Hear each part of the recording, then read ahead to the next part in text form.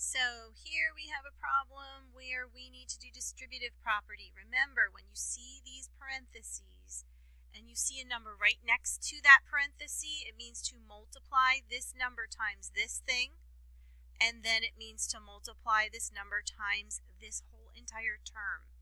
And I'm going to include whatever's right in front of any term. So let's go.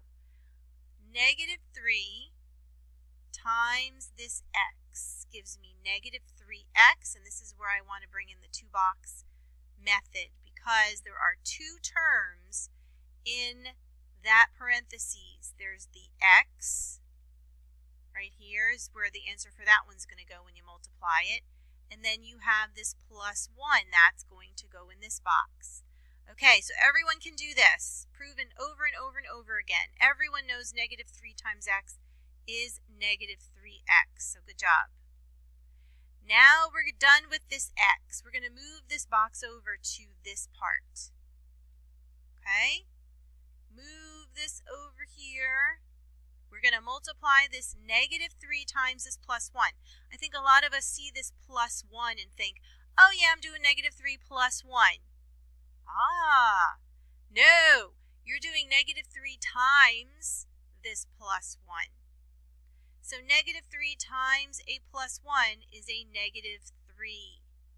And then I said the last step is to take what's in both of those boxes and just put them right next to each other, because this is the answer to that expression. When I simplify this expression, I get this. So let's do another one. I'm going to put 3 terms in the parentheses this time. Let's see if anyone can do the challenge problem in the breakout room as well. Here we go. Okay, look at this. I have a distributive property with 3 terms in it. I could have a gazillion terms in it. It doesn't matter. If you throw it at me, I'm going to try it. So I need 3 boxes. I need a box when I multiply this. I need a box for when I multiply this. And then I need a box for when I multiply this. So let's make another box. Here we go. Negative 3 times this x. Everyone's good at that. Negative 3x. If you notice, I just added a minus m. Okay, now I'm going to do this next term. Notice this is not only a adding one, it's also a positive one. I'm moving in the positive direction. So always keep this sign in front of the number. Okay, negative 3 times. Maybe some of you need to see the word times. All of these are multiplied. Negative 3 times this plus 1. It's amazing how this little thing might be actually helping some of you. Negative 3 times this plus 1. Use your calculator. Don't guess. Don't give me negative 2. Don't give me 4. Because a negative 3 times a plus 1 is a negative 3. Okay, we're moving on. We're going to go to this next one, the m and whatever's in front of it. This is in front of it. Okay, so negative 3 times this negative m gives me, ooh, look, a negative times a negative.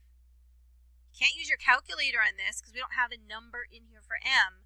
So you have to remember, a negative times a negative is a what, everybody? Yes, write the plus sign. You need it.